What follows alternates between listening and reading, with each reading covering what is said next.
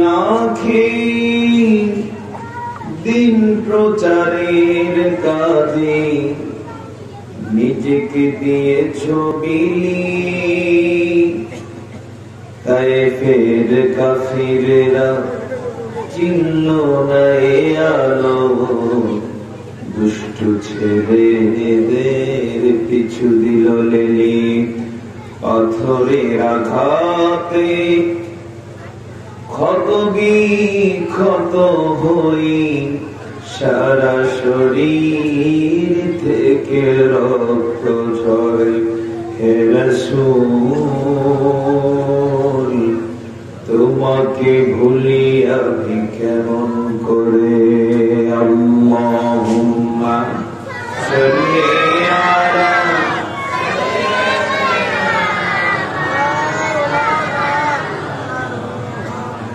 ওয়া আলা আলি সাইয়্যিদিনা। আলহামদুলিল্লাহ, বাংলাদেশের ঐতিহ্যবাহী জেলা মেঘনার কোল ঘেঁষে এই ঐতিহ্যবাহী জেলাটির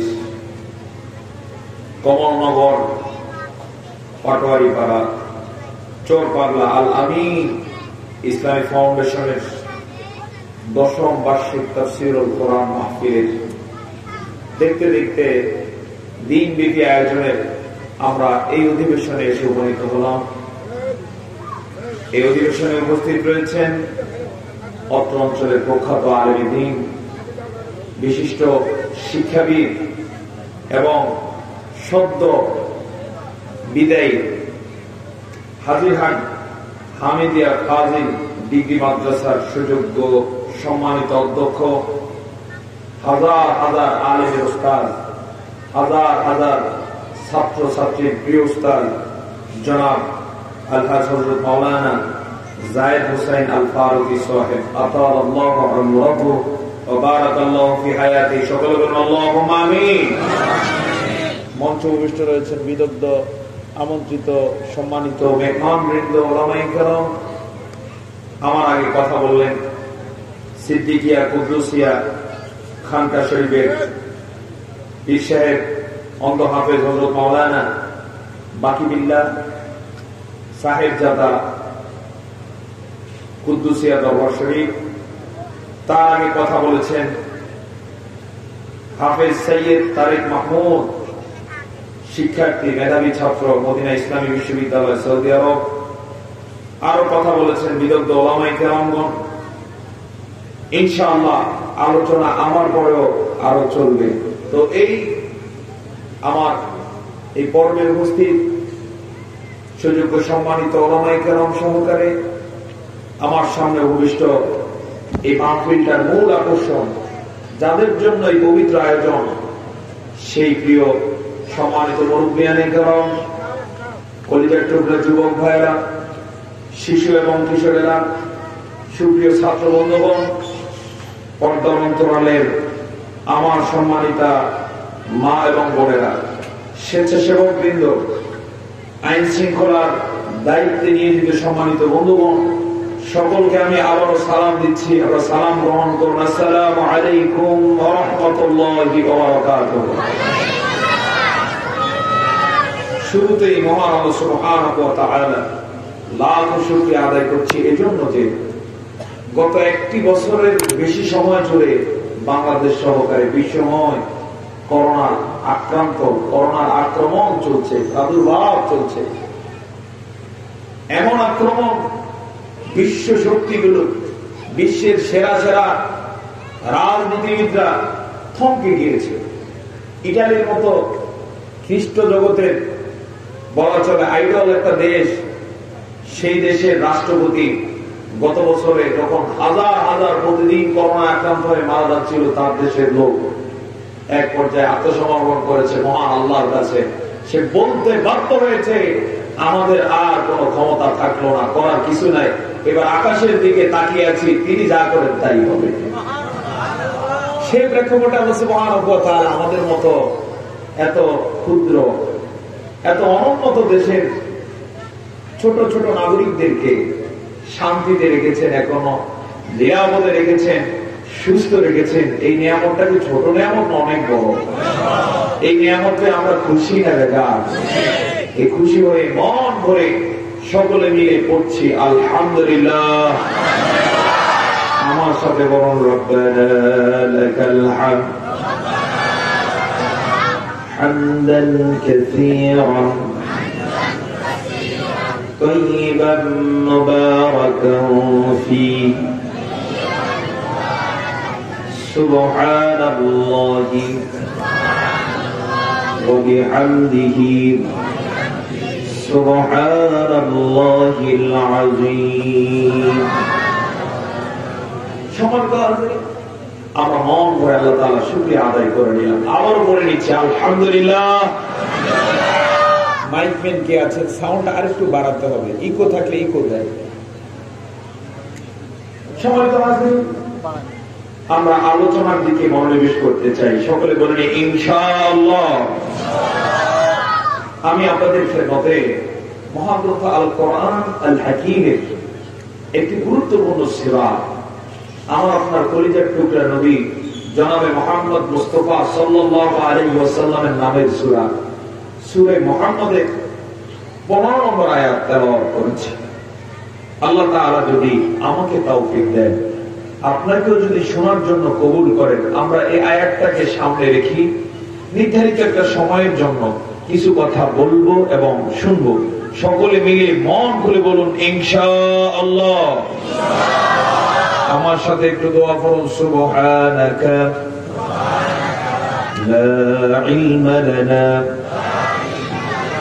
ইল্লা মা আল্লামতানা ইন্নাকা আনতাল আলিমুল হাকীম। رب اشرح لي صدري ويسر لي أمري واحلل عقدة من لساني يفقهوا قولي। আলোচনার প্রারম্ভে আমি কয়েকটা প্রশ্ন আপনাদেরকে করব, খুব মনোযোগের সাথে প্রশ্ন শুনুন এবং জবাব দিন। বলুন তো, পৃথিবীর জীবনটা কি চূড়ান্ত জীবন না আরো জীবন আছে? সবার কি বিশ্বাস হয় চূড়ান্ত আরেকটা জীবন? সেই জীবনে আল্লাহ সুবহানাহু ওয়া তাআলা আমাদের দুনিয়ার সব কাজকর্মের হিসাব নিবেন নাকি নিবেন না? আসতে বলবেন না, নিবেন নাকি নিবেন না? আজকে সমাজে, আজকে দেশে আমরা যা দেখতে পাচ্ছি, আমাদের সামনে কত লোক দেখতে পাচ্ছি, কত ধরনের যে কাজ করে। এমনও লোক আছে এত ধরনের মিথ্যা কথা বলে, মানুষ কল্পনা করতে পারে না এত মিথ্যা কথা কিভাবে বলে। এরকম লোক আছে না নাই? অবশ্য আপনাদের কমলনগরে নাই, আছে। যিনি এত মিথ্যা কথা বলেন, বলেন তো তিনি কি বিশ্বাস করেন আরেকটা জীবন আছে? কথা বলুন না, আরেকটা জীবন যে আছে তিনি কি বিশ্বাস করেন?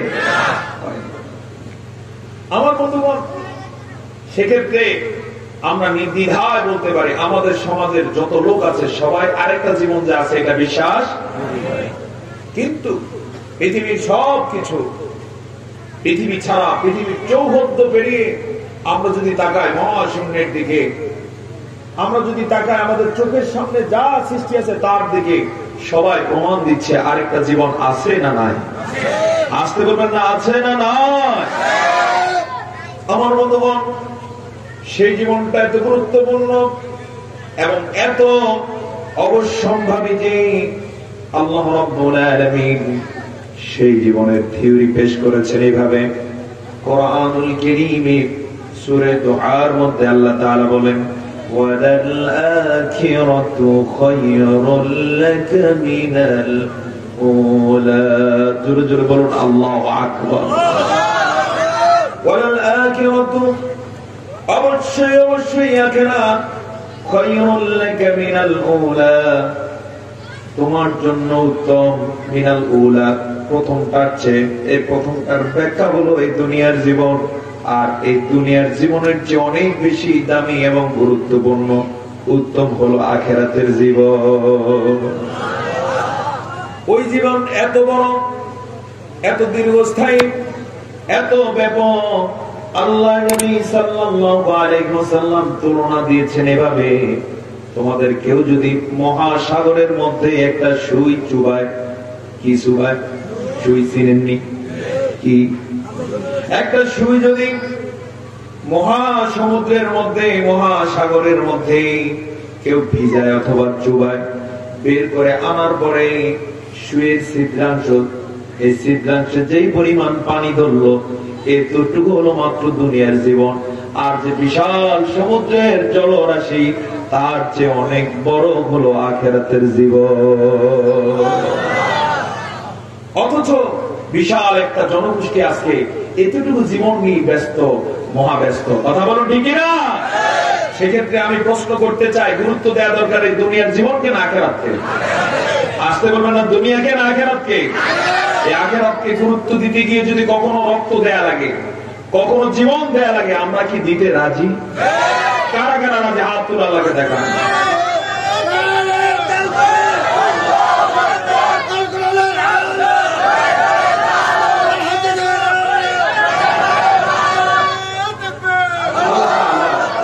আমাদেরকে সেই জীবনটাকে গুরুত্ব দিয়ে কাজ করার তৌফিক দান করুন।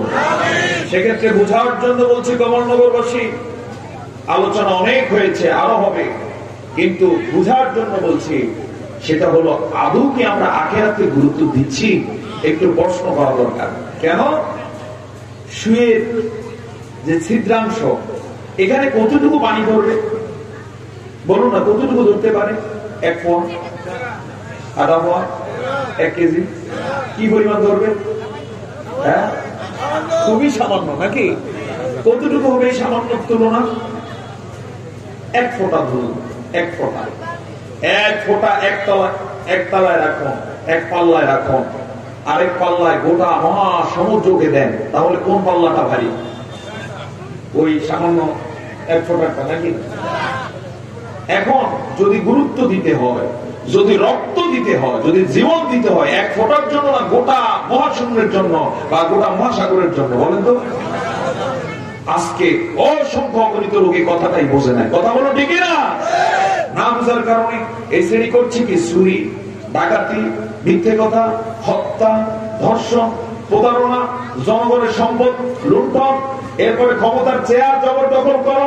এই চেয়ার ধরে রাখার জন্য রাতের দিনের কোন তোয়াক্কা না করে এমন ঘটনা ঘটতেছে, দিনের ভোট রাতে নিয়ে চলে যায়। অবশ্য আপনাদের এলাকায় এরকম নাই। তো যারা এটা করছে, তারা কি জন্য করছে? ওই যে সামান্য একটু পানির মতো দুনিয়ার জীবন, এটার জন্য। কথা বলো ঠিক না?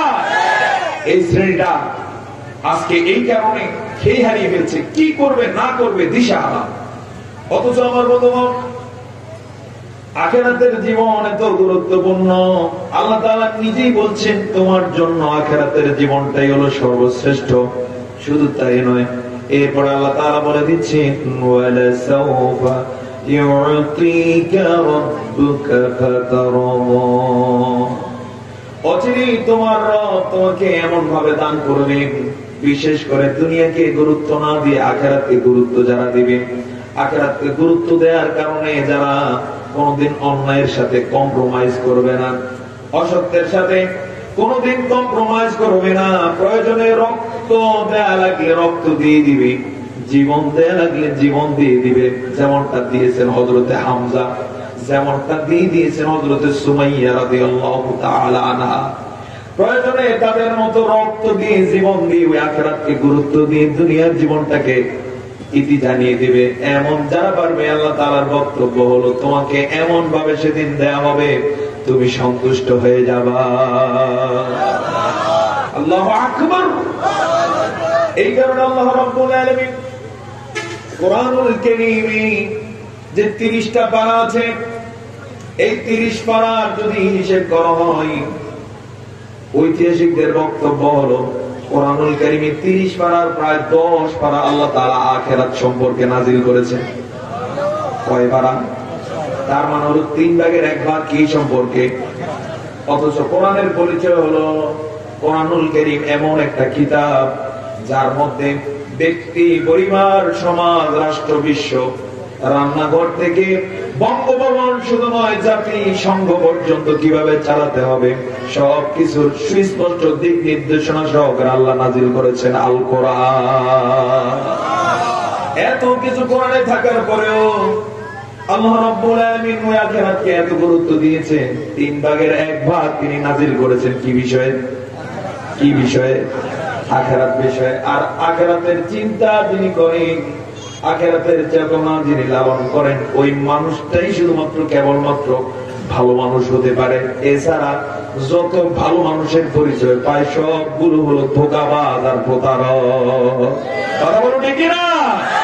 আমি এই জন্য ইচ্ছা পোষণ করেছি, অত কি কথা বলবো লক্ষ্মীপুরের কমলনগরবাসীর সামনে একটা আয়াত থেকে কিছু কথা বলি, যে এটা আখিরাতের স্বচ্ছ কিছু দিক নির্দেশনা আল্লাহ তাআলা প্রদান করেছেন।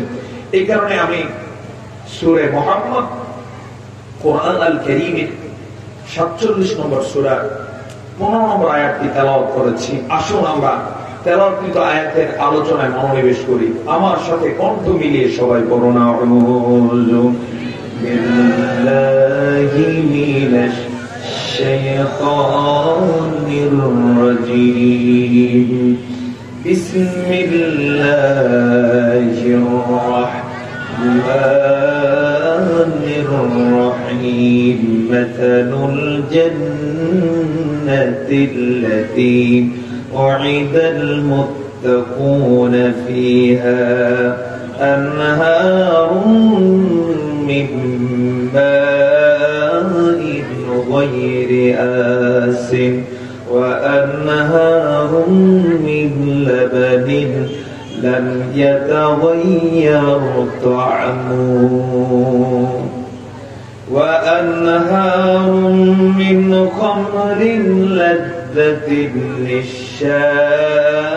للشاربين وأنهار من عسل مصفى ولهم فيها من كل الثمرات ومغفرة من ربهم كمن هو خالد في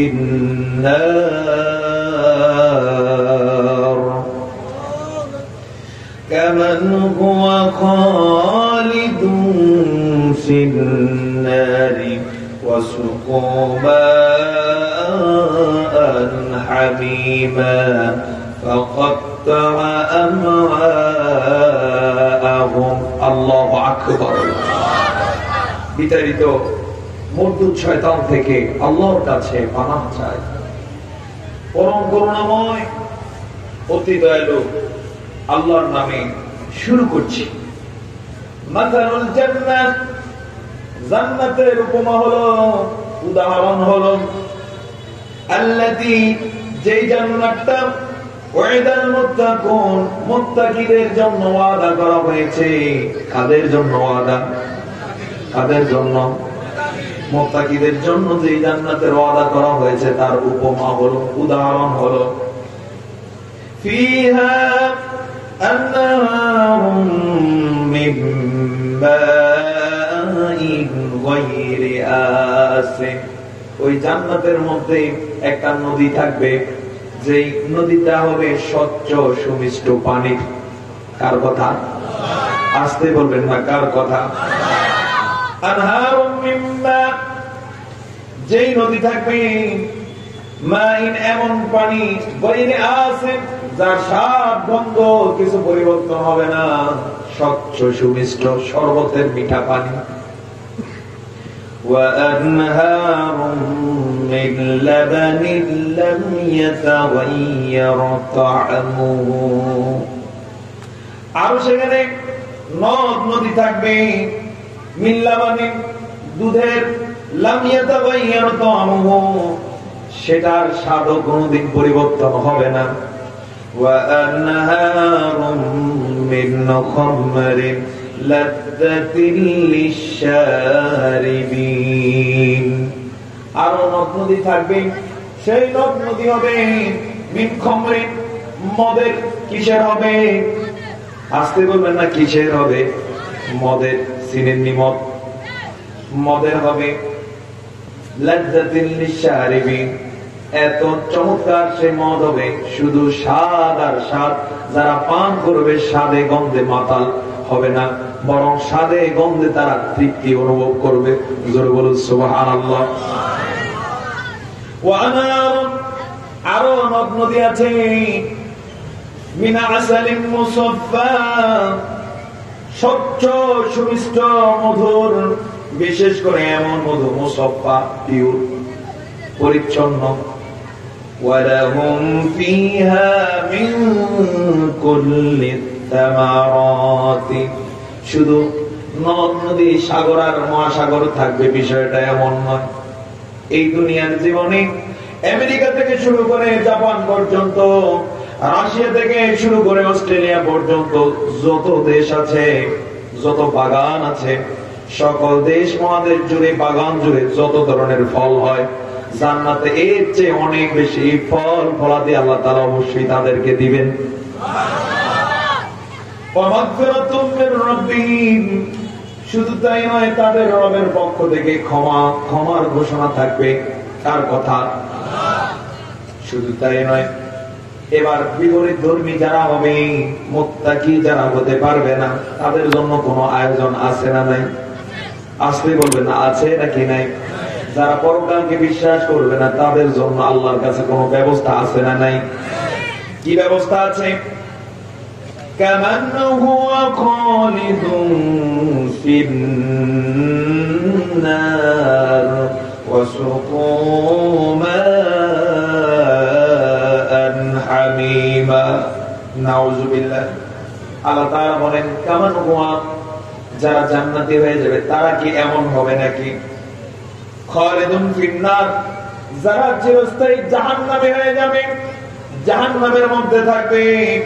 ওয়াসুকু, তাদেরকে পান করানো হবে, তাদেরকে খেতে দেয়া হবে মাআন, পানি, হামিমা, যে পানি ফুটন্ত পানি, যে পানি হবে দুনিয়ার জীবনে যত পুজ মানুষের শরীর থেকে যায়, মহিলাদের মাসিকের যত পচা রক্ত যায়, সবগুলো জমা করে জাহান্নামের মধ্যে ফুটন্ত করে এরপরে তাদেরকে পান করতে দেয়া হবে। মান হামিমা ফাকাত্তা মাহুম, যখন সেটা পান করতে দেয়া হবে, অবশেষে সেটা তারা খাবে, পান করবে। পান করার সাথে সাথে অবস্থা এমন হবে, মুখে দেওয়ার সাথে সাথে জিহ্বা সহকারে গলা পর্যন্ত যেতে না যেতে, গলার যে হলকুম আছে সেটা সহকারে যেদিকে যেদিকে দিয়ে ওই পানি যাবে, সেদিকের সবগুলো গলে গলে পায়খানার রাস্তা দিয়ে পড়ে যাবে। কার কথা? আসতে বলবেন না, কার কথা? আল্লাহু আকবার। এই আয়াতটি তেলাওয়াত করেছি এবং শাব্দিক তরজমা আপনাদের সামনে তুলে ধরেছি। এবার কিছু ব্যাখ্যায় আমরা যাই তাফসীরে। আপনারা শুনতে রাজি আছেন তো ইনশাআল্লাহ? তাফসীর শোনার জন্য একটু সেই মানের মন দরকার। এখানে ওলামায়ে কেরাম আছে, তাফসীর শোনার জন্য একটু হৃদয়টা বিগলিত করে দেওয়া দরকার। কোরআন রিসিভ করার জন্য মন শক্ত থাকা দরকার না নরম? আপনাদের মনগুলো কি নরম আছে? আছে তো? আচ্ছা, মন নরম করার পলিসি আছে আমার কাছে, সেটা হচ্ছে একটু তাকবীর দিতে হবে। কি দিতে হবে? তাকবীর। তাকবীরটা এভাবে দেন, 40 বছরের নিচের যারা আছে তারা এক ভাগে, 41 থেকে উপরের দিকে যারা আছেন তারা এক ভাগে, তাহলে 2 ভাগে তাকবীর হয়ে যায়। আগে কারা দিবেন? 40 থেকে নিচের ওয়ালা না 41 থেকে উপরের ওয়ালা? এই ছোট বাচ্চারা বলছে নিচে, অত একটা সুযোগ পেয়ে গেল তারা। আচ্ছা, তাহলে 40 থেকে নিচের দিকে যারা, তাদেরকে এই সুযোগটা দিচ্ছি। তোমরা কি রেডি? আচ্ছা, দেখা যাবে কতটুকু রেডি। লিল্লাহে তাকবীর। 3 বার সুযোগ পাবে, আর 2 বার। লিল্লাহে তাকবীর, লিল্লাহে তাকবীর। এবার 41 আপ উপরে যারা আছেন, আপনারা আছেন তো? হ্যাঁ, মুরব্বীরা আছেন তো? আচ্ছা, একটু কষ্ট দেয় আপনাদেরকে, একটু তাকবীর দিতে অসুবিধা নাই তো কোনো? তাহলে শুরু করুন। লিল্লাহে তাকবীর। মাশাআল্লাহ, আমার মুরব্বীরা আছেন, বোঝা গেল। আর 2 বার সুযোগ দিচ্ছি মুরব্বীদেরকে। লিল্লাহে তাকবীর, লিল্লাহে তাকবীর। সম্মানিত হাজিরিন, এই আয়াতে কারিমা ব্যাখ্যা প্রথমে চলে আসে আখিরাতের বিষয়টা। এখানে শুধুমাত্র কেবলমাত্র আখিরাতের একটা দৃশ্য আল্লাহ তাআলা তুলে ধরেছেন। আগে বলে নেন সুবহানাল্লাহ। কিসের দৃশ্য? কিসের দৃশ্য? আখিরাতের দৃশ্য। বুঝার জন্য আমি আপনাকে কিছু সময়ের জন্য একটু ঘুরে আনতে চাই আখিরাতের একটা জগৎ থেকে। আর ওই জগৎটা দেখার জন্য বেশি দূরে যাওয়ার দরকার নাই, আয়াতটা আমাদের সামনে আছে। আপনারা কখনো কি আমাদের দেশের ম্যাপ দেখছেন? বাংলাদেশের ম্যাপ দেখছেন? বিরাট নাকি ছোট? হ্যাঁ, আন্তর্জাতিক বিশ্বের যে ম্যাপ, সেই তুলনায় বাংলাদেশের ম্যাপটা বিরাট না ছোট? যিনি গোটা বাংলাদেশের 64 ডিস্ট্রিক্ট ভ্রমণ করেছেন, তিনি যখন ম্যাপটা দেখেন তখন তার কাছে ম্যাপটা বুঝতে সহজ মনে হয় না কঠিন? সহজ। আমি মাঝে মাঝে যখন ম্যাপ দেখি, আগে দেখলে অবাক লাগছে, কিন্তু এখন যখন দেখি, এই সিলেট দেখলে মনে হয় যে সিলেটে অমুক জায়গায় গিয়েছে। যখন দেখি নাটোর মনে হয় যে হ্যাঁ এই জায়গায় গিয়েছে। যখন দেখি কক্সবাজার, যখন দেখি বান্দরবান, খাগড়াছড়ি, এরকম। তার মানে হচ্ছে ম্যাপ দেখলে পরে ওই ম্যাপের দৃশ্যগুলো নিজের স্মৃতিপটে ভেসে আসে।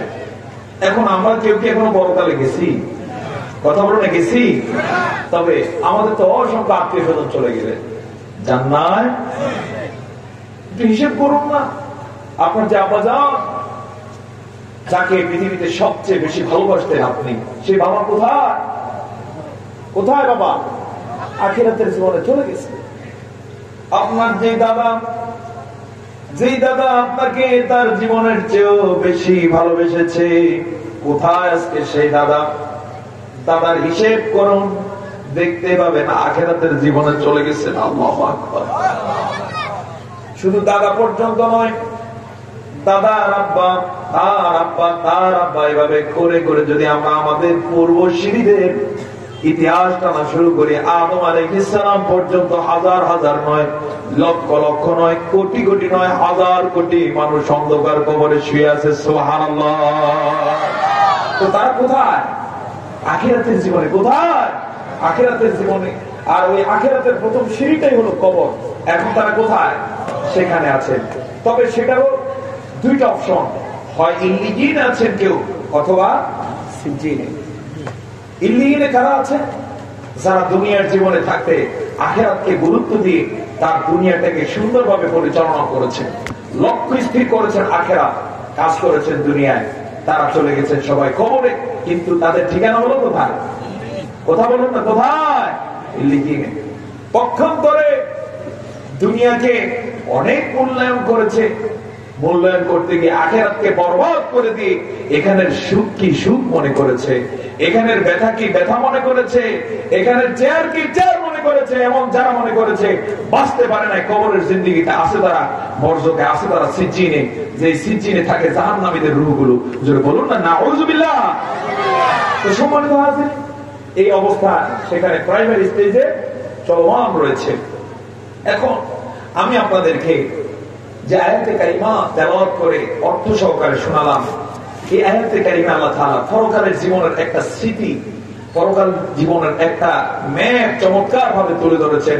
বুঝার জন্য আমরা যাদেরকে হারিয়েছি তাদের বিষয়টা মাথায় রাখুন, এবং আমরাও সেখানে যাচ্ছি, এই বিষয়টাকে একটু মাথায় এনে বুঝতে চেষ্টা করুন। আল্লাহ রাব্বুল আলামিন বলছেন, মাসালুল জান্নাতিল্লাতী উইদাল মুত্তাকুন। আখিরাতে চমৎকার আয়োজন হচ্ছে জান্নাত, আর ওই জান্নাতের উদাহরণ হলো এই জান্নাতটা তৈরি করা হয়েছে মুত্তাকিদের জন্য। এত আস্তে বলুন না সুবহানাল্লাহ। জান্নাত কাদের জন্য?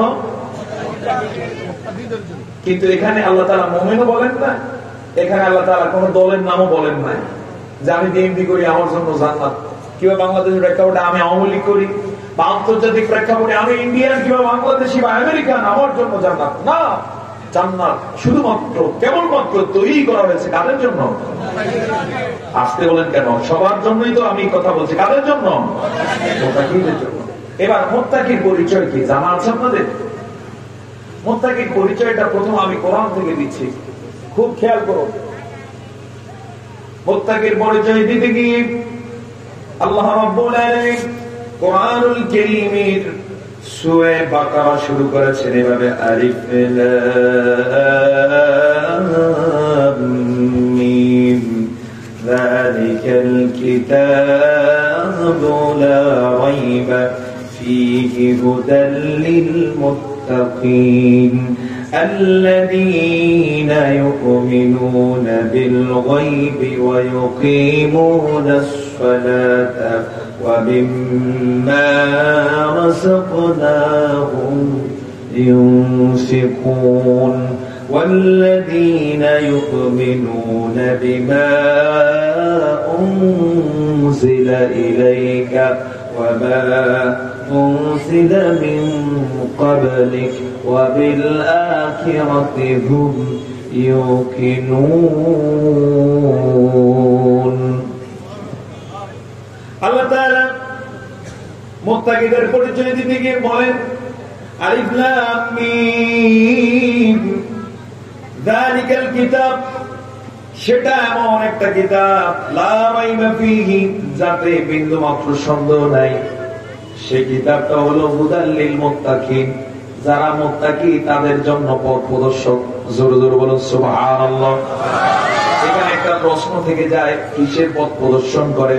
জবাব হলো দুনিয়াতে শান্তি এবং মুক্তির জন্য পথ প্রদর্শন করে, আর চূড়ান্ত ভাবে জান্নাতের জন্য আল কোরআন শুধু পথ দেখায়া যায়। মানবি জান্নাত পাবি, মানতে পারবো জান্নাতের পথ দেখে দেখে সোজা জান্নাতে পৌঁছে যাওয়ার সুব্যবস্থা হয়ে যাবে। সে মুত্তাকি কারা?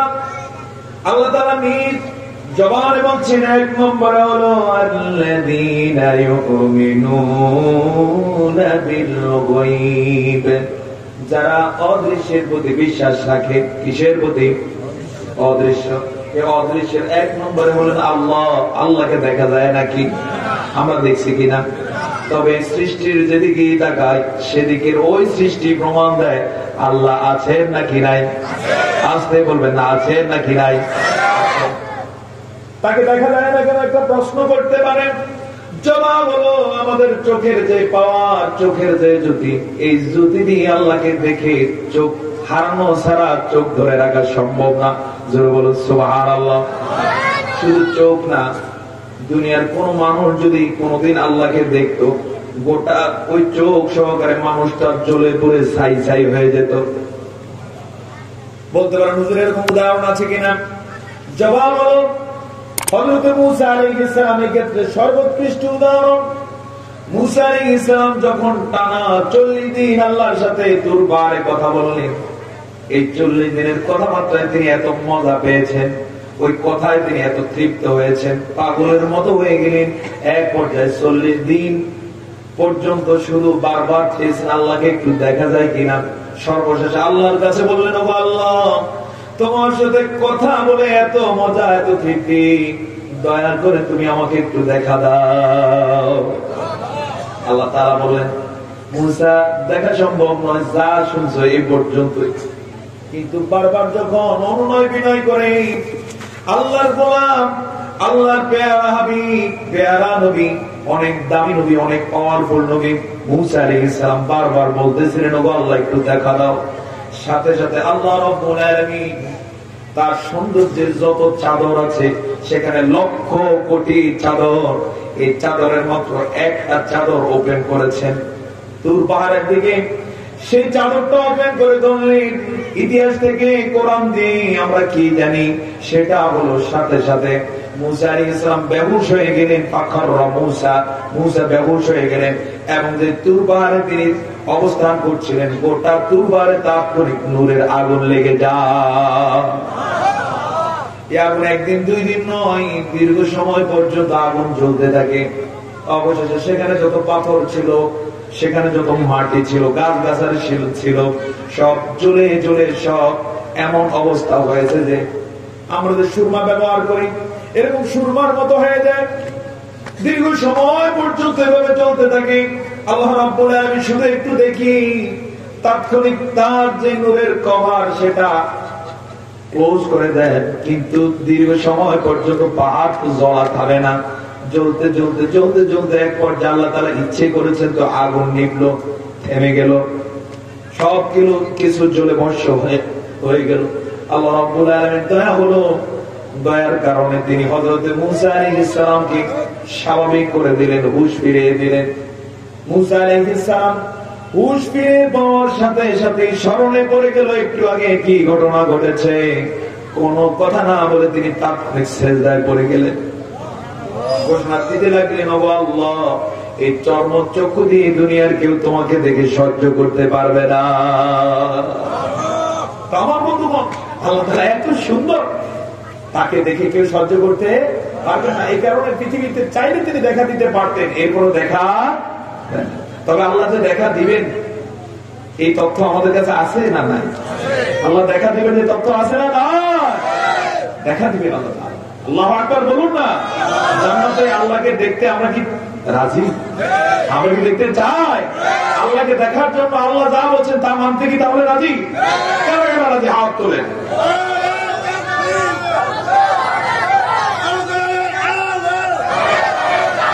আল্লাহ তাআলা আমাদেরকে সেই তাওফিক দান করলেন, তবে বিষয়টা সহজ নয়। তো সম্মানিত বন্ধুগণ, মূসা আলাইহিস সালামের উদাহরণ দিয়ে আমি শুধু এতটুকু আপনাদেরকে বলবো, আল্লাহ রাব্বুল আলামিন কত সুন্দর, এটা কল্পনা করা যায় না।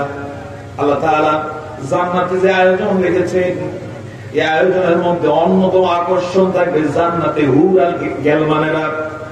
হুরের বিষয়ে সুনানে তিরমিজির বর্ণনা হলো, এক একজন হুর এত সুন্দরী হবে, দুনিয়ার দিকে যদি কোনদিন কোন হুর এভাবে উঁকি মারত, সাথে সাথে আকাশ জমিন আলোকিত হয়ে আকাশের চাঁদ শুরু যা আছে সব নিভে গিয়ে ওই হুরের এক পলকের কারণে গোটা আসমান জমিন আলোকিত হয়ে যেত। সুনানে তিরমিজির আরেকটা বর্ণনা শুনুন, হযরত জিবরাইল আলাইহিস সালাম একদিন জান্নাতুল আদম ঘুরে ঘুরে দেখতেছিলেন। আল্লাহ তাআলা অনুমতি দেওয়ার কারণে জান্নাতুল আদম যখন ঘুরে ঘুরে দেখতেছেন, হঠাৎ করে একটা নূরের আভা, রিফ্লেকশন তার চোখের সামনে আসে, গোটা জান্নাত বিদ্যুৎ চমকের মতো আলোকিত হয়ে যায়। জিবরাইল আলাইহিস সালাম মনে করলেন যে আল্লাহ রাব্বুল আলামিন বুঝি সামনে। আলো দেখে এই চিন্তা করে তিনি তাৎক্ষণিক সিজদায় পড়ে গেলেন। কার উদ্দেশ্যে? সিজদা কাকে দিতে হয়? নাকি বিশ্বের মাজারে, কাছিমের কাছে, কোন গাছের কাছে? সিজদা কার জন্য? হযরত জিবরাইল আলাইহিস সালাম সিজদায় পড়ে গেলেন। দীর্ঘ সময় পর্যন্ত সিজদায় পড়ে থেকে আল্লাহর শুকরিয়া আদায় করলেন। সিজদা থেকে মাথা উঠানোর পরে দেখলেন আগের মতো আলোটা দেখা যায়। এবার চিন্তা করলেন, কি রে, আলোটা তো এখন আরো কাছে মনে হচ্ছে। কাছে মনে হওয়ার পরে যখন সামনে তাকালেন, দেখলেন এটা আল্লাহর কোন নূর নয়, বরং জান্নাতে একজন মেয়ে হাঁটতেছে, আর তার শরীরের আলোতে গোটা জান্নাত চকচক করছে, আলোকিত হয়ে যায়। তাহলে জিবরাইল আলাইহিস সালাম ভুল করছেন নাকি করেন নাই?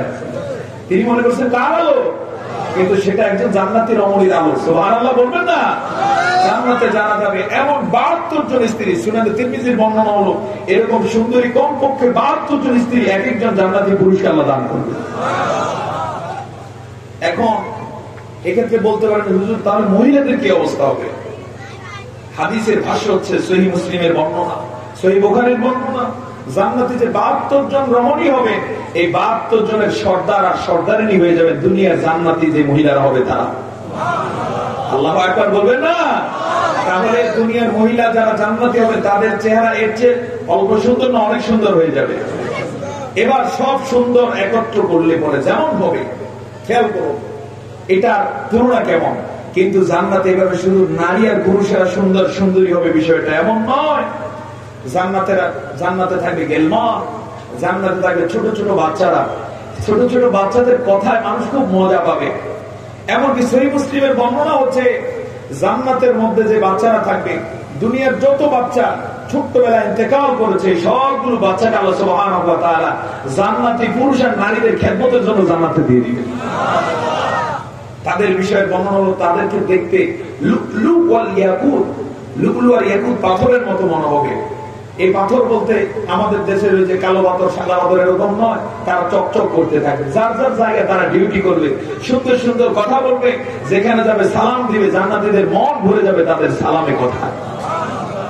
তো বিশাল এলাহি কাণ্ড সম্মানিত হাজির জান্নাতের মধ্যে থাকবে। এবার চিন্তা করুন, তার গুলেরা কত সুন্দর, গেলমানেরা কত সুন্দর, বাচ্চাগুলো তো কত সুন্দর। এছাড়াও জান্নাতে নাজ নেয়ামতে ভরপুর থাকবে।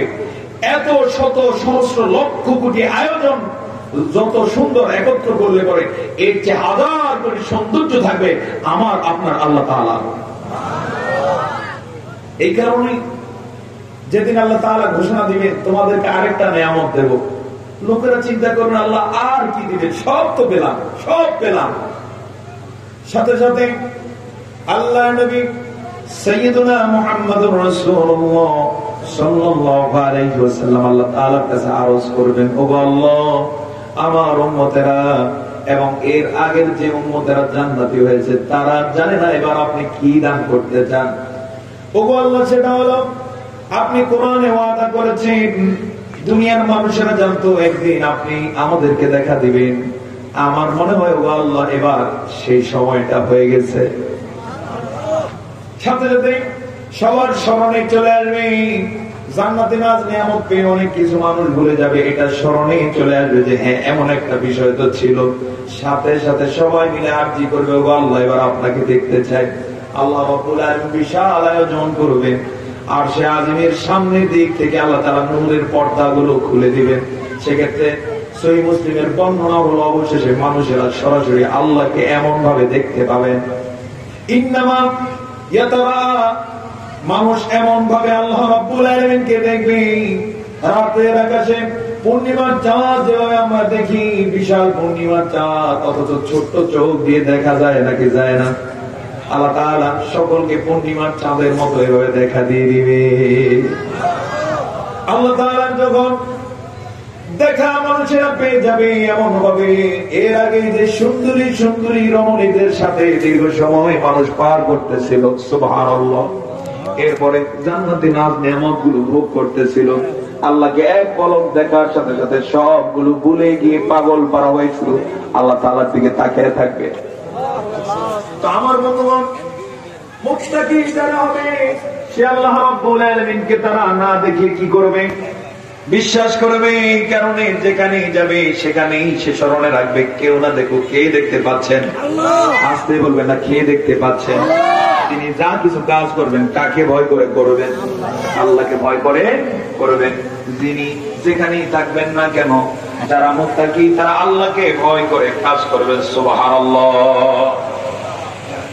হৃদয়ে আছে আল্লাহর ভয়, তারা কবু পথ ভুলে যায় না।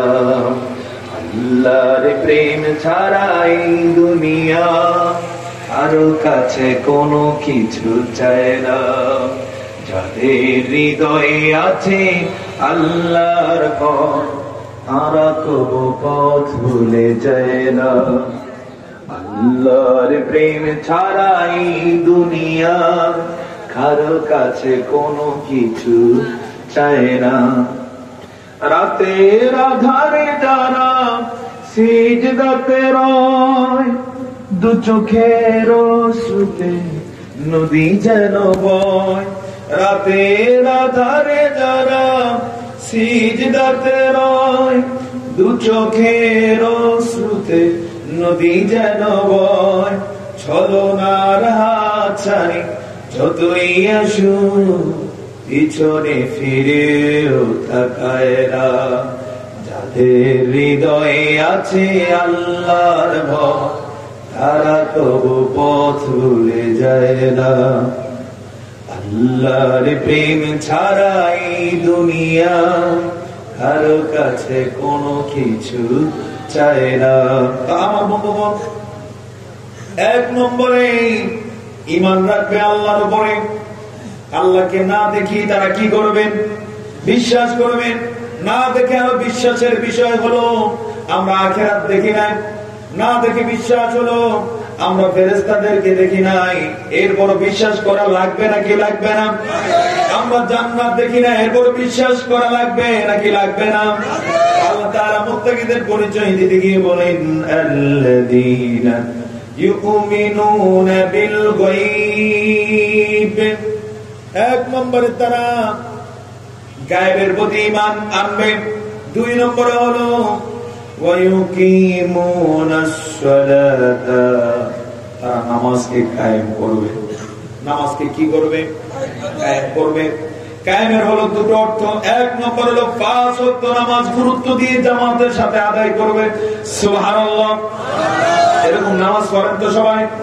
5 ওয়াক্ত জামাতের সাথে। আমি একটু তথ্য নিতে চাই। আজকে ইশারের নামাজ জামাতে পড়ছেন কে কে? হাত তোলেন। মাশাআল্লাহ, লিল্লাহি তাকবীর। এটা হলো একটা অর্থ, 5 ওয়াক্ত নামাজ গুরুত্ব দিয়ে জামাতে। আর দ্বিতীয়টা একটু কঠিন, একটু জটিল, তবে আল্লাহ তৌফিক দিলে সহজ। সেটা হলো রাষ্ট্রীয়ভাবে নামাজ কায়েম করতে হয়। আমাদের দেশে রাষ্ট্রীয়ভাবে নামাজ কায়েম আছে? হ্যাঁ, কি বললেন আপনারা? নাই। রাষ্ট্রীয়ভাবে নামাজ কায়েম কি?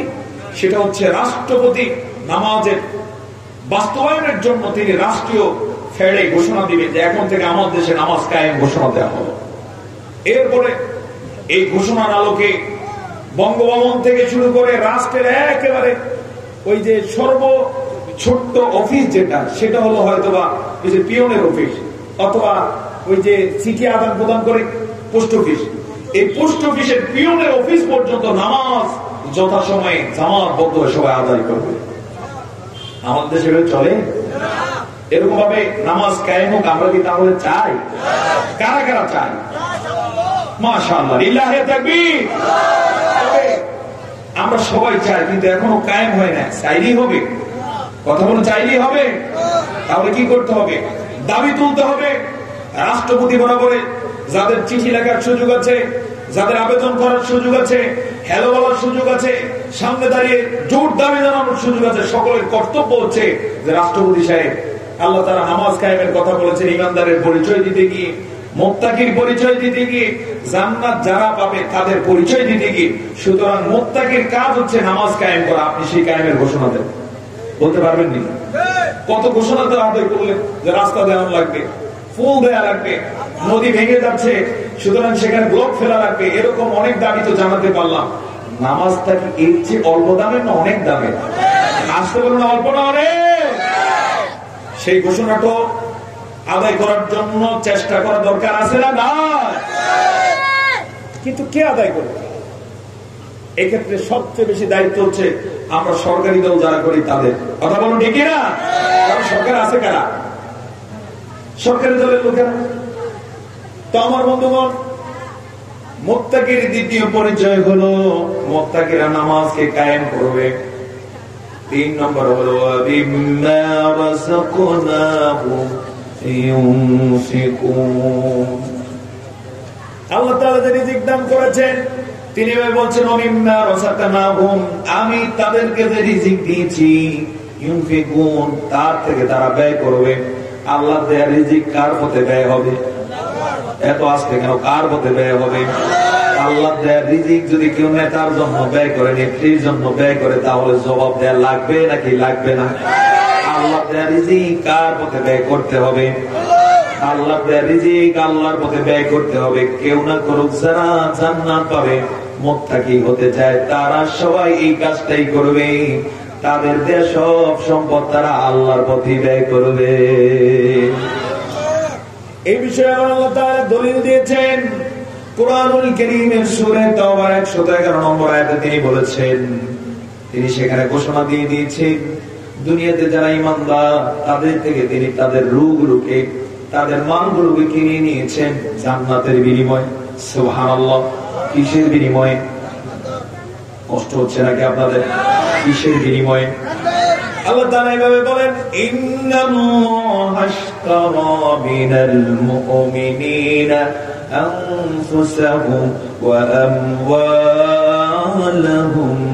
বিআন্না লাহুমুল জান্নাহ। জোরে জোরে বলুন সুবহানাল্লাহ।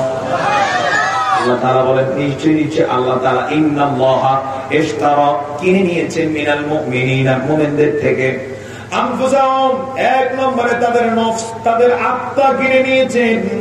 2 নম্বরে হলো আমওয়ালাহুম, তাদের যত সম্পদ আছে, স্থাবর হোক অস্থাবর হোক, সব সম্পদ কিনে নিয়েছেন। বিআন্না লাহুমুল জান্নাহ, বিনিময়ে তিনি তাদের জন্য রেখে দিয়েছেন জান্নাত। জোরে বলুন সুবহানাল্লাহ। তাহলে কিনছেন কি? জানার মাল। রাখছেন কি? জান্নাত। এখন এই দুইটা আল্লাহ তাআলা কিনে নিলেন। কোন সিস্টেমে কিনে নিলেন? শুনুন, আল্লাহ তাআলা বলেন জান্নাতের বিনিময়ে জান আর মাল কিনে নিয়েছি। সেই জান আর মাল কিভাবে খরচ করব শোনো।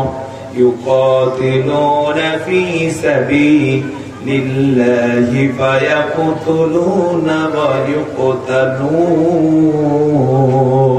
আল্লাহু আকবার। সে জান আর মাল ব্যয় করবে। ইউকাতিলুন, আল্লাহ তাআলা বলেন তারা লড়াই করবে, তারা সশস্ত্র সংগ্রাম করবে। ফি সাবিলিল্লাহ, কার পথে? আল্লাহর পথে সশস্ত্র সংগ্রাম করবে। আল্লাহু আকবার। আল্লাহর পথে অস্ত্র ধরবে। কথাটা কি অনেক সহজ কথা না কঠিন কথা? ডর লাগেনি? কি বলতেছেন? আল্লাহর পথে তারা সংগ্রাম করবে। ইউকাতিলুনা ফি সাবিলিল্লাহ, সংগ্রামের এক পর্যায়ে ফায়াতুলুন, যারা আল্লাহর দুশমন, আল্লাহর দ্বীনের দুশমন, প্রয়োজনে তাদেরকে মেরে ফেলবে। কার কথা? এত আসতে নি? কার কথা? ফায়াতুলুন, মেরে ফেলবে, কতল করে দিবে। শুধু মারবেই না, কখনো কখনো এমন হবে মারতে গিয়ে আল্লাহর দ্বীনের দুশমনদের সাথে লড়াই করতে গিয়ে ওই উত্থালন হয়তো শহীদ হয়ে যাবে। সুবহানাল্লাহ।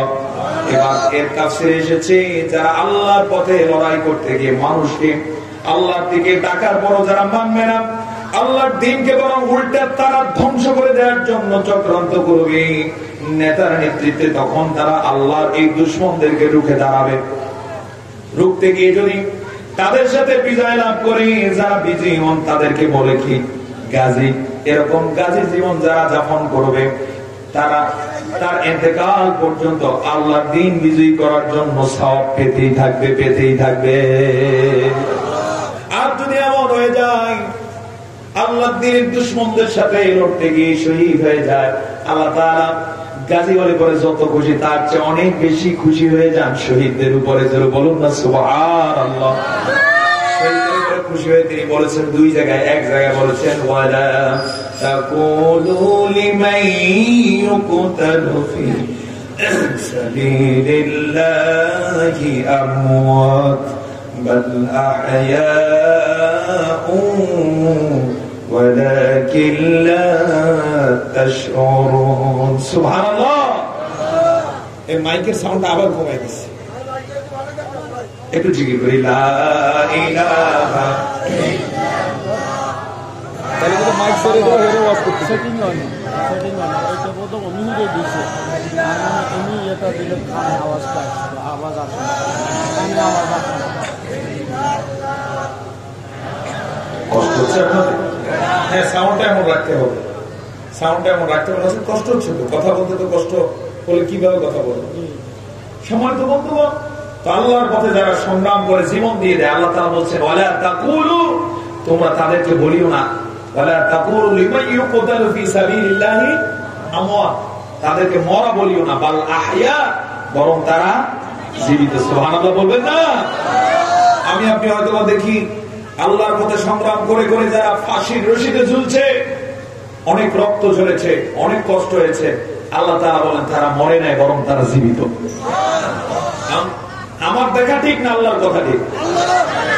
হাদিস শুনুন, যারা শহীদ হয়, শহীদকে হয়তোবা জবাই করে এরপরে তার শরীরের অঙ্গ প্রত্যঙ্গের উপরে কোপাতে কোপাতে টুকরা টুকরা করে হয়তোবা তাকে মারা হয়েছে। আল্লাহ নবী বলেন শহীদের মৃত্যুটা এত সহজ যে কাউকে যদি একটা ছোট্ট পিঁপড়া কামড় দেয় যেমন ব্যথা অনুভব হয়, শহীদের এর চেয়ে কম ব্যথা অনুভব হয়। আর আরেক আয়াতে আল্লাহ তাআলা বলেন যে শহীদ যারা হয়ে যায় তাদেরকে আল্লাহর কাছে রিজিক দেয়া হয়, তারা জীবিত হয়ে যায়। এর বিষয়ে অনেক কথা আছে, আমি সেই দিকে যাব না। এমন একটা আলোচনা আছে আমার সূরা তাওবার 111 নম্বর আয়াতের উপরে, অনলাইনে আপনারা ইউটিউবে খুঁজলে পাবেন। তো আমার আলোচনার বিষয় এটা নয়, আমি আপনাদেরকে মুত্তাকির পরিচয় দিতে গিয়ে এদিকে একটু ইঙ্গিত দিলাম। তো সম্মানিত বন্ধুগণ, মুত্তাকির 3 নম্বরের পরিচয় হলো আল্লাহর দেয়া রিজিক কার পথে ব্যয় করবে, আল্লাহর দেয়া জীবন কার পথে ব্যয় করবে। এই কারণে যদি কখনো কমলনগরবাসী ডাক আসে যা আল্লাহর জন্য জীবন দরকার, রক্ত দেয়া দরকার, আমরা কি প্রস্তুত থাকতে পারবো? আমরা কি আল্লাহর পথে জীবনটা দিতে প্রস্তুত আছি? কারা কারা আছি? কাতুল আবার দেখা দেখ।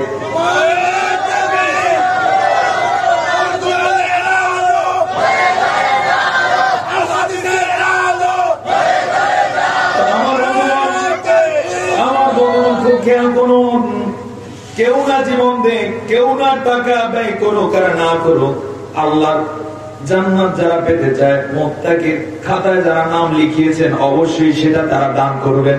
কার কথা? আল্লাহু আকবার। 4 নম্বরে হলো والذين يؤمنون بما أنزل إليك وما أنزل من قبلك, যারা ইউমিনুনা ঈমান আনবে বিমা উনজিলা ইলাইক, ও নবী তোমার উপরে যা নাযিল করেছে এর উপরে, আমাদের নবীর উপরে নাযিল হয়েছে কি? আসলে বলবেন নাকি? এই কোরআন যারা পরিপূর্ণভাবে মানে তারা ঈমানদার, আর যারা একটা অংশ মানে আর একটা অংশ মানে না তারা এখনো ঈমানদার হতে পারে নাই। এরকম লোক আছে নাকি নাই?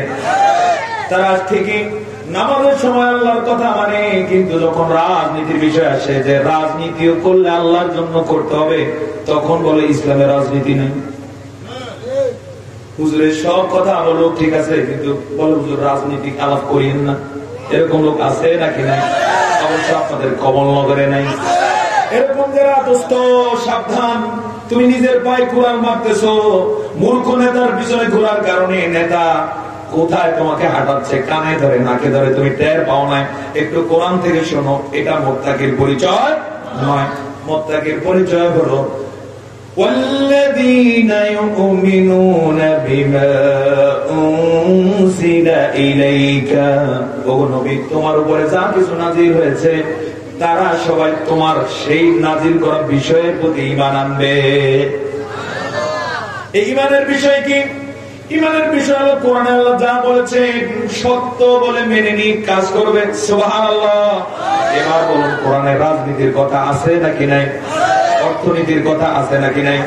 সংসার কিভাবে চালাতে হবে আছে নাকি নাই? ব্যবসা কিভাবে করতে হবে আছে নাকি নাই? এই কথা ধরে টান দিলে আজকে দেখতে পাই অসংখ্য মানুষ আল্লাহর এই কিতাবের প্রতি ঈমান আনে নাই। একটা উদাহরণ দিয়ে ব্যবসায়ীদেরকে দিই। আজকে আমাদের দেশের বেশিরভাগ ব্যবসায়ী সুদ নিয়ে ব্যবসা করে না, সুদ ছাড়া বলতে পারেননি। রাষ্ট্রায়ত্ত যতগুলো ব্যাংক আছে সবগুলো ব্যাংকে সুদ আছে না নাই? আছে। কি ভয়াবহ কথা! আল্লাহ তাআলা বলেছেন ইয়ামহাকুল্লাহুর রিবা ওয়া ইউরবিস সাদাকাত। জোরে জোরে বলুন সুবহানাল্লাহ। ইয়ামহাকুল্লাহুর রিবা, সুদ ব্যক্তি, পরিবার, সমাজ, রাষ্ট্র, পৃথিবী যেখানে যাই খাক না কেন সব আল্লাহ ধ্বংস করে দেন, তছনছ করে দেন। আর আল্লাহ তাআলার ওয়াদা হলো ওয়ায়ুরবিস সাদাকাত, যারা ব্যবসা বাণিজ্য করবে সাদাকা সিস্টেমে, যাকাত যেখানে থাকবে, দান সাদাকা যেখানে থাকবে, সেটাতে আল্লাহ তাআলা বরকত দিয়ে ভরপুর করে দেয়। একটা উদাহরণ দেবনি? একটা উদাহরণ দেব কিনা? কষ্ট হচ্ছে না তো আপনাদের? একটা উদাহরণ দেই। সুদ দিয়ে আমাদের দেশের সরকারি সবগুলো ব্যাংক চলে নাকি চলে না? সেখানে বরকত আসেনি? বরকত নাই প্রমাণ হলো প্রত্যেকটা ব্যাংক লাভবান না দেউলিয়া? প্রতি বছর সরকার সরকারি খাত থেকে প্রত্যেকটা ব্যাংকে দেয়া লাগে, এরপরও ব্যাংকে লস নাকি লাভ? কিন্তু দেখুন, ইসলামী ব্যাংক বাংলাদেশে 1983 সালে মাত্র প্রতিষ্ঠা হয়েছে। স্বাধীনতার 13 বছর পরে প্রতিষ্ঠা হওয়ার পরেও আবার সেটা কিন্তু সরকার দলের লোকেরা চালায় না। কারা বানাইছে? কারা বানাইছে? সরকারি লোকেরা বানাইছে নাকি ইসলামের কর্মীরা? তারা বানানো সত্ত্বেও সেই ব্যাংক লাভে আছে না লসে আছে? কথা বলো, লাভে আছে না লসে? সেটা শুধু বাংলাদেশের লাভের বিষয়টা এমন নয়, এশিয়ার মধ্যে সবচেয়ে উন্নত এবং সবচেয়ে সফল ব্যাংকের নাম ইসলামী ব্যাংক। যারা বলুন না সুবহানাল্লাহ। ইসলামী ব্যাংকের এই সফলতার কারণ হলো এখানে কোন ধরনের সুদ চলে না, এই কারণে বরকত দিলেন কে? তা আমার বন্ধুগণ, কোরআনের প্রতি ঈমান যদি আনতো, কোনদিন কেউ সুদের সাথে সম্পর্ক রাখতে পারত না। এর কারণ হলো ঈমান ঠিক মতো আনতে পারে নাই। তাই মুত্তাকি হলে পরে অবশ্যই কোরআনের প্রতি ঈমান লাগবে নাকি লাগবে না? সুদ ছাড়া লাগবে নাকি লাগবে না? ঘুষ ছাড়া লাগবে নাকি লাগবে না? একটা কথার মধ্যে যেন আল্লাহ তাআলা প্যাকেট করে কত কথা বলে দিলেন। সংক্ষেপ শুধু এতটুকু বললেন, ওগো নবী তোমার প্রতি যেই কিতাব অবতীর্ণ হয়েছে এর প্রতি যারা ঈমান আনে, ওমা উনজিলা মিন ক্বাবলিকা, তোমার আগে যেই কিতাব নাযিল হয়েছে সেগুলোর প্রতিও যারা ঈমান আনে। যেমন আমাদের নবীর আগে নাযিল হয়েছে তাওরাত, নাযিল হয়েছে জবুর, নাজিল হয়েছে ইনজিল, এগুলোর প্রতি ঈমান আনা লাগবে নাকি লাগবে না? এবার আল্লাহ তাআলা 5 নম্বরে পরিচয় দিচ্ছেন, ওয়া বিল আখিরাতি হুম ইউকিনুন। মুত্তাকিদের 5 নম্বরের পরিচয় হলো আখিরাতের প্রতি তারা ইয়াকিন রাখে। যত কাজ করে আখিরাত ঠিক রেখে তারা করে। জোরে বলুন না সুবহানাল্লাহ। এই 5 কাজ যারা করবে তাদের পরিচয় হলো তারা কি? এই মুত্তাকিদের জন্য আল্লাহ তাআলা ঘোষণা দিচ্ছেন, মাসালুল জান্নাতিল্লাতী উইদাল মুত্তাকুন। যে জান্নাত রেডি করা আছে এই জান্নাত শুধুমাত্র মুত্তাকিদের জন্য। এবার চিন্তা করুন দোস্ত, জান্নাত পাওয়ার যদি ইচ্ছা থাকে 5 কাজ করা লাগবে নাকি লাগবে না? এই 5 কাজ করতে আমরা তাহলে প্রস্তুত তো ইনশাআল্লাহ? এই 5 কাজের কাজই ছাড়া অন্য যত মিয়া ভুইয়া তালুকদার জমিদার ধনী প্রভাবশালী দাড়িওয়ালা টুপিওয়ালা নামাজি কালামি ইত্যাদি থাকুক না কেন, একটার কপালেও জান্নাত। কার কথা? আসতে বলুন না, কার কথা? আর অনেক পরিচয় ছিল, সময় স্বল্প, এই কারণে আমি সেদিকে যাব না। কোরআন দিয়ে বলে দিচ্ছি মুত্তাকির পরিচয় কয়টা? আসতে বলুন না, কয়টা? এবার কি দিবেন আল্লাহ তাআলা? অনেক কথা বলেছেন, এখানে আল্লাহ তাআলা সংক্ষেপে বলছেন 4 ধরনের সাগর দিবেন, নদ নদী দিবেন। কয় ধরনের? 1 নম্বরে দিবেন স্বচ্ছ সুমিষ্ট পানির সাগর। সুবহানাল্লাহ বলবেন না? কখনো রমাদানে গরমের দিনে রোজা রেখে সন্ধ্যাবেলা ঠান্ডা পানি, যেখানে আছে হয়তো মধু, যেখানে আছে হয়তো বা চিনি, বা যেখানে আছে সুমিষ্ট শরবত, সেই শরবত খেয়ে দেখছেন কোনদিন? মজা লাগে না লাগে না? অথবা লাগে না লাগে না? জান্নাতের মধ্যে অনেকগুলো নহর থাকবে, এরকম স্বচ্ছ সুমিষ্ট পানির শরবতের নহর। এখানে নাহরুন আল্লাহ ব্যবহার করতে পারতেন, কিন্তু ব্যবহার করছেন আনহার। এটার ব্যাখ্যায় দেখলাম তাফসিরে আহসানুল বায়ান, তাফসিরে ইবনে কাসির, আর বিভিন্ন তাফসিরে আল্লাহ তাআলা জান্নাতের মধ্যে জান্নাতীরা যেখানে ঘুরতে যাবে সেখানে এরকম শরবতের সাগর, সাগর থেকে আবার নদ নদী, গোটা জান্নাত বেষ্টিত থাকবে। এত আস্তে মন করে বলুন না সুবহানাল্লাহ। দ্বিতীয়ত আল্লাহ তাআলা দিবেন ওয়া আনহারুম মিন লাবানিন লাম ইয়াতাগায়্যার তা'মুহু। সুবহানাল্লাহ। দুধের সাগর, মহাসাগর দিয়ে দিবেন। আজকে তো অনলাইনে ঢুকে দেখলাম পৃথিবীতে সবচেয়ে দীর্ঘ নদী কোনটা, দেখতে পেলাম সেটা হলো নীল নদ। 6660 কিলোমিটার চওড়া, লম্বা। কয় কিলোমিটার? 6660। জান্নাতের মধ্যে এক একটা সাগর আল্লাহ তাআলা দিবেন মদের, মধুর, দুধের, এরপরে স্বচ্ছ সুমিষ্ট পানির। এক একটা নদ নদী থাকবে এর চেয়ে অনেক বড়। তো দ্বিতীয় সাগরটা, নদ নদীগুলো থাকবে মধুর, দুধের। লাবানিল লাম ইয়াতাগায়্যার তা'মুহু, এমন দুধ যেই দুধের স্বাদ কোনদিন পরিবর্তন হবে না। এটার ব্যাখ্যা তাফসীরে ইবনে কাসির হাদিস দিয়ে কোট করা হয়েছে, জান্নাতে যে দুধের নদ নদী থাকবে এগুলো কিন্তু গায়া দুধ হবে না, এগুলো কোনো পশুর দুধ হবে না, সরাসরি আল্লাহ তাআলার বিশেষ সৃষ্টি থাকবে দুধ। 3 নম্বর হলো ওয়া আনারুম মিন খামরিন লাযযাতিল লিশ-শারিবিন। এমন মধু, এমন মদের সাগর জান্নাতে আল্লাহ তাআলা রেখে দিয়েছেন। ওই সাগর হবে সরাসরি মদের সাগর। দুনিয়ার মদের মতো সেই মদ নয়, এটা সম্পূর্ণ আলাদা। দুনিয়ার মদের 2টা দোষ আছে। কয়টা? আসতে বলবেন না, কয়টা? 1 নম্বরের দোষ হলো এটা পচা দুর্গন্ধ জিনিস দ্বারা বানানো হয়। যখন খোলা হয় উৎকট দুর্গন্ধ বের হয়। যারা প্রথম খায়, পত্র পত্রিকায় বই পুস্তকে পড়েছে, প্রথম খাইলে বমি করে, পাগল হয়ে যায়, মাতাল হয়ে যায়। জান্নাতের মদ এই দুর্গন্ধ, এই ধরনের ত্রুটি থেকে মুক্ত। 2 নম্বর হলো দুনিয়ার মানুষ যখন মদ খায় ব্রেন ঠিক থাকে না, মাতাল। কথা বলুন, ঠিক না মাতাল? কেমন মাতাল হয়ে যায়? মদ খাইলো সারা রাত পর্যন্ত, বা রাতে মদ খেয়ে যেখানে খাইছে সেখানেই শুইল, লুঙ্গি ঠিক থাকে নি, আর কথা বলা ঠিক থাকেনি।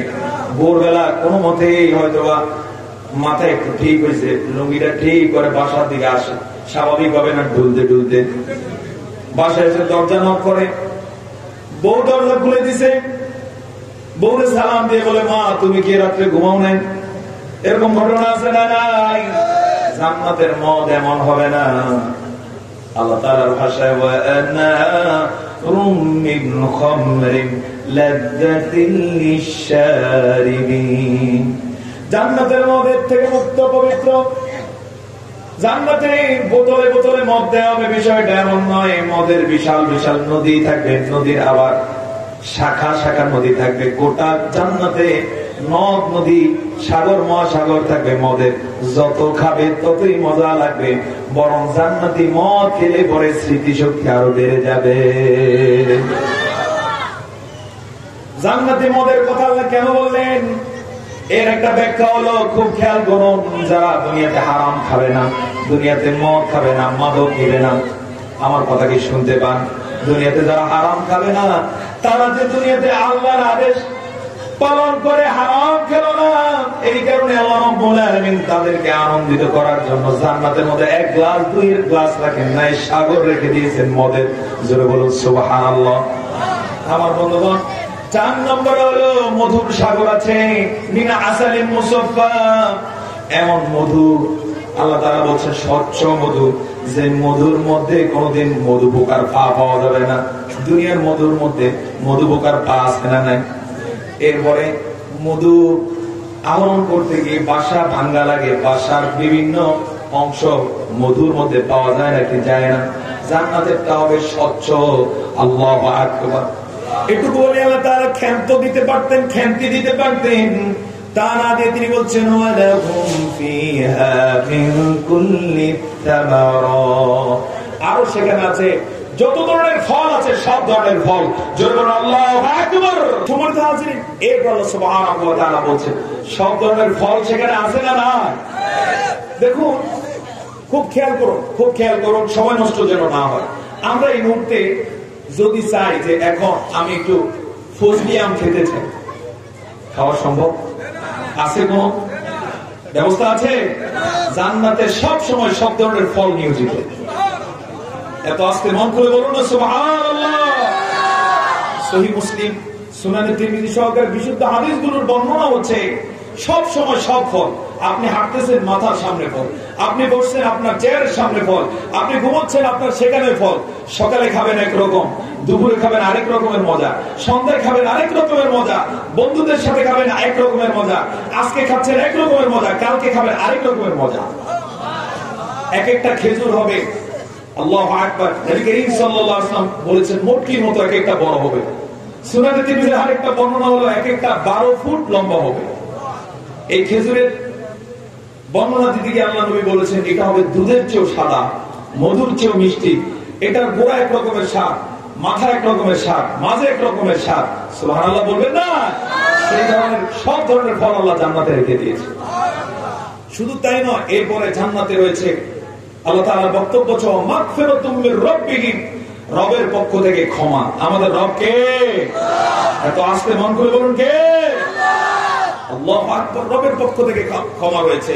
শুধু তাই নয়, এরপর আল্লাহ তাআলা পরকালের আরেকটা দৃশ্য তুলে ধরছেন, কামান হুয়া খালিদুন ফিন্নার ওয়াসুকু মাআন হামিমা, যারা জান্নাতের জন্য কাজ করবে না, মুত্তাকির খাতায় নাম লেখাবে না। মুত্তাকির যে 5 পরিচয় আল্লাহ দিয়ে রেখেছেন কোরআনের শুরুতে, তার ধারে কাছেও যাবে না। তাদের জন্য আয়োজন আছে না নাই? সেই আয়োজনটা হলো আল্লাহ তাআলা বলেন তাদের জন্য রয়েছে এমন পানি, মাআন হামিমা, উত্তপ্ত পানি। সেটা হচ্ছে পুত, সেটা হচ্ছে গলিত বিভিন্ন ধরনের হারাম পানি। এই সকল পানি উত্তপ্ত করে রেখে দেওয়া আছে, ওদেরকে তা খেতে দেওয়া হবে। খাবে, মুখ দিয়ে যখন পান করবে 40 বছর পর্যন্ত পানি চাবে। আরেক বর্ণনায় 1000 বছর পানি চাবে, দেয়া হবে না। অবশেষে 1000 বছর যখন পূর্বে তাকে পানি দেয়া হবে। এই গলিত রক্ত মরক্ত পুত, এই পানি উত্তপ্ত থাকবে। 1000 বছর ছটফট করতে করতে যখন তাকে দেয়া হবে, খেতে গিয়ে মুখে নিয়ে ছাড়বে না, তার সাথে সাথে জিহ্বা সহকারে সব গলে গলে পায়খানা রাস্তা দিয়ে পড়ে যাবে। নাউজুবিল্লাহ বলবেন না? এই আলোচনা আল্লাহ তাআলা কোথায় বলেছেন, কোথায় করেছেন? কোন সূরা? সূরা মুহাম্মদ। কয় নম্বর আয়াত? 15 নম্বর আয়াত। মাত্র একটা আয়াতের উপরে কথাগুলো বললাম। আসুন, এই কারণে আমরা এখন থেকে ওই জান্নাত প্রাপ্তির জন্য এবং পরকালে সফল হওয়ার জন্য, আল্লাহ ধরা থেকে বাঁচার জন্য এখন থেকে পরকালমুখী কাজ শুরু করে দেয়। পারবো তো ইনশাআল্লাহ? মুত্তাকি হন, কাজ করুন। আল্লাহ তাআলা আমাদের সকলকে কবুল করুন, তৌফিক দান করুন।